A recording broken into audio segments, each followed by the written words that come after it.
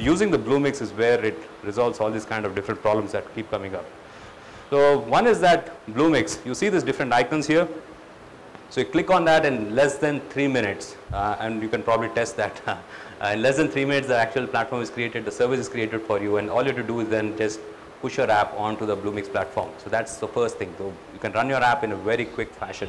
Second is about the DevOps. I'm going to talk a little bit more about the DevOps, but it's an end-to-end management of the application, right from development to managing the code to deploying that particular code onto the final platform. And the third is that you have a lot of APIs. So there are a lot of services, for example, the mobile push notification.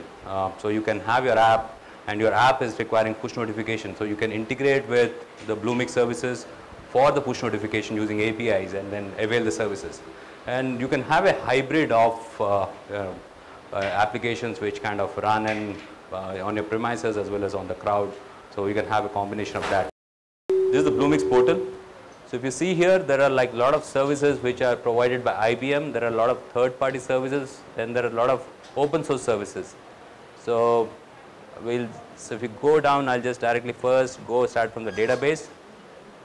So a whole lot of data management services, like you have SQLDB, MongoDB, MySQL, Postgres, and if you go further up, you have a lot of mobile services.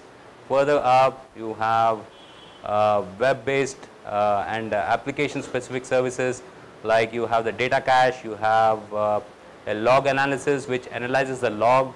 There is a rules engine which kind of helps you to configure the rules, and all you have to do is that your application can give a call to this rules engine. It will evaluate that request and come back with a response, whether it's true or false, those kind of stuff, very simplistic. And if I further go up, you have some add-ons like auto scaling. How this auto scaling works is it monitors the CPU of your application in which the server in which the application is running. And if the CPU goes beyond its threshold, this will create one more instance of the application. So that's what the auto scaling does. So what you can do is that you can invoke this auto scaling service and use in your application. If I further go up, this is like the different runtimes.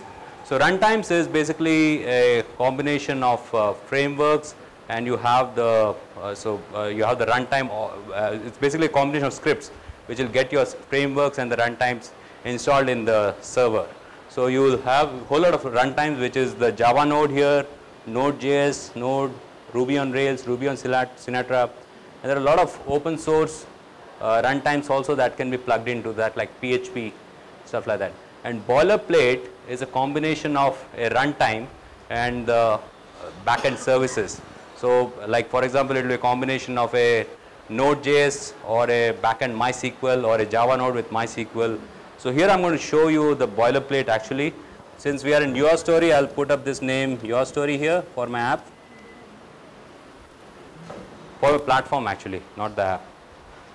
So now this is, if you see this on the background, you have a Java node and a data cache getting created. So basically a server is getting virtualized, the application server is getting installed, and the data cache is getting installed. Both are getting bound together, and then we have a small sample app also. So that is also getting deployed. So if I want to see the status here, so this shows me the status. Yeah, it's up. So this is already up, already created. The instances or platform is created, and now I am accessing that sample application like this. So this is a simple application, not about the application, but it's just about to show the simplicity in which the whole platform is getting deployed. And if I just see this, you have this catalogs, you have dashboards, and you have the spaces. So every portal when I log in, it has got spaces. So I can create a space for dev, I can create space for testing, I can create space for my production.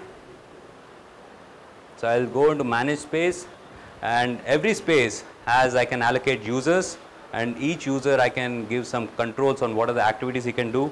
So this is the user, and then I can also give quotas to each user in terms of how much space he can utilize.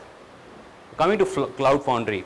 So Cloud Foundry is an open source platform as a service where you can create your own runtimes and own services.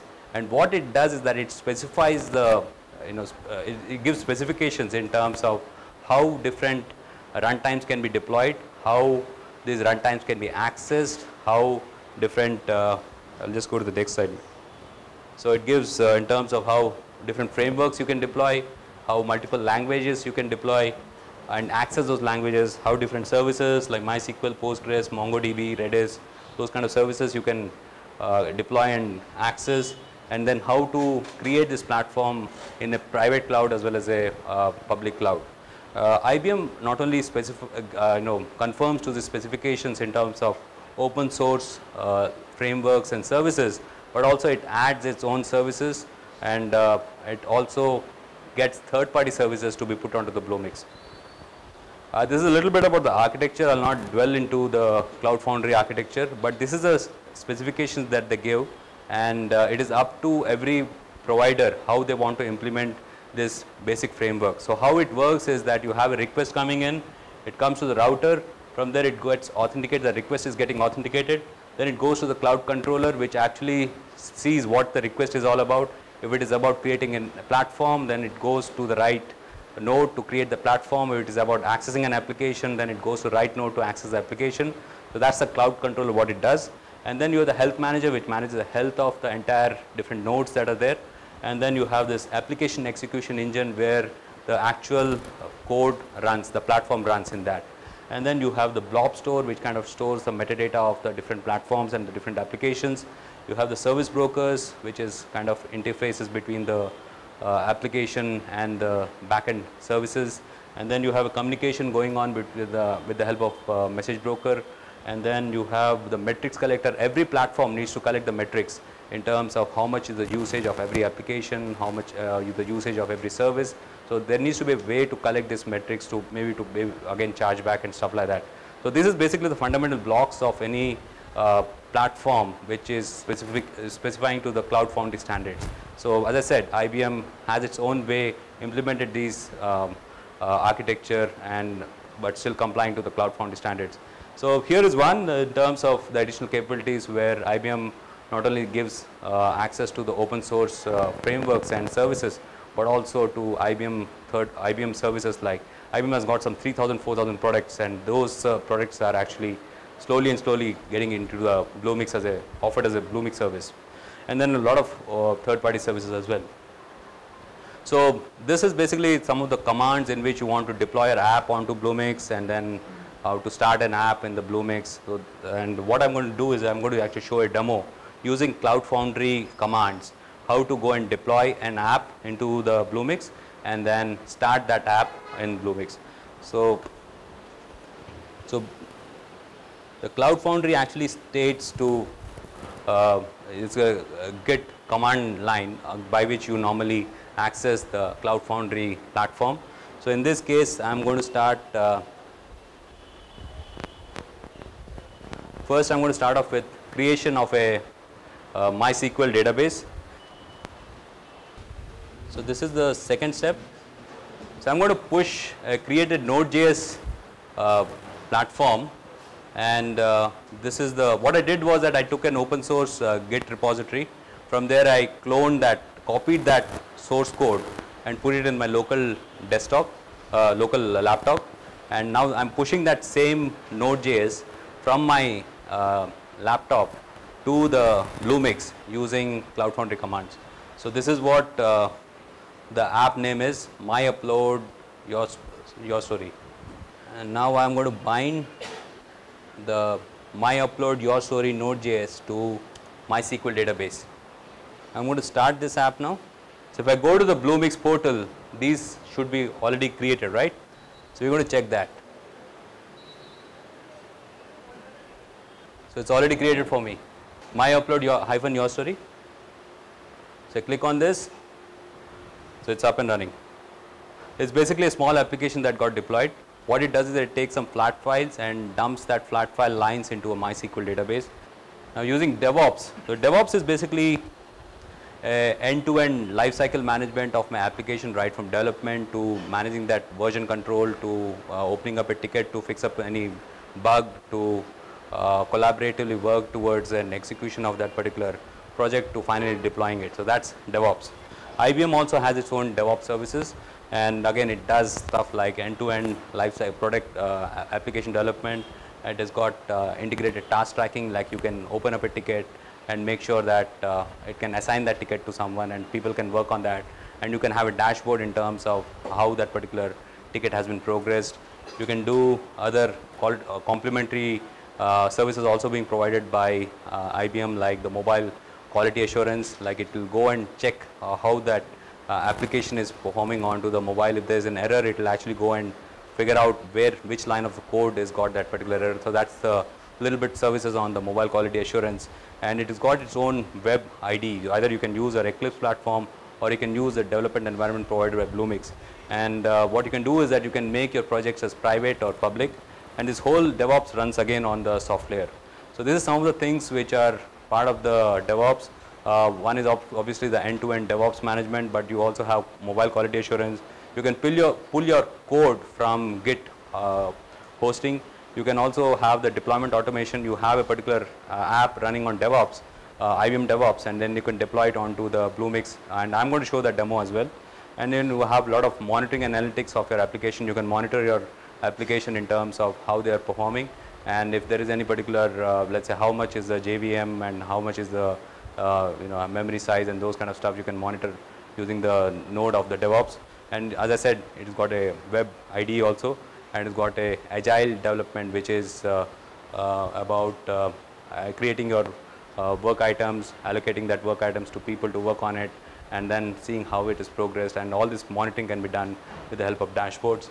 And you can also work on private projects, and you can have this particular DevOps services access from anywhere through the web. It's all web interfaces also. And you have this options of using the development environment, your favorite development environment running in your laptop, or you can use the web ID, or you can pull up the code from the Git repository, which is the open source public repositories. So I'm going to show here is using DevOps how, so I'm going to pull out this particular code. So this is basically about sentiment analysis.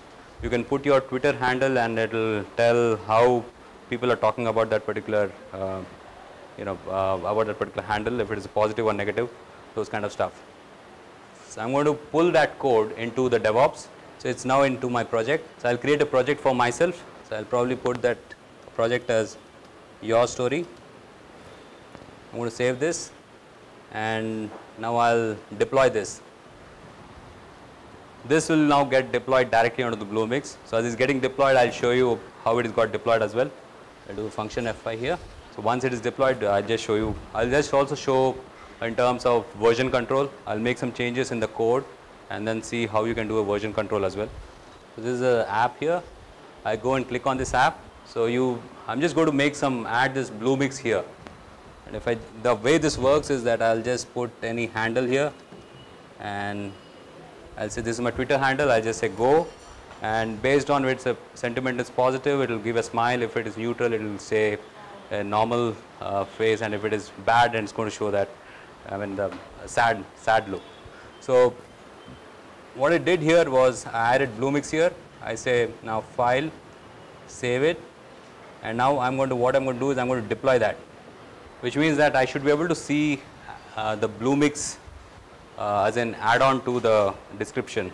So in terms of the services, I just wanted to tell some more interesting services. There are a lot of third-party services also part of the Bluemix.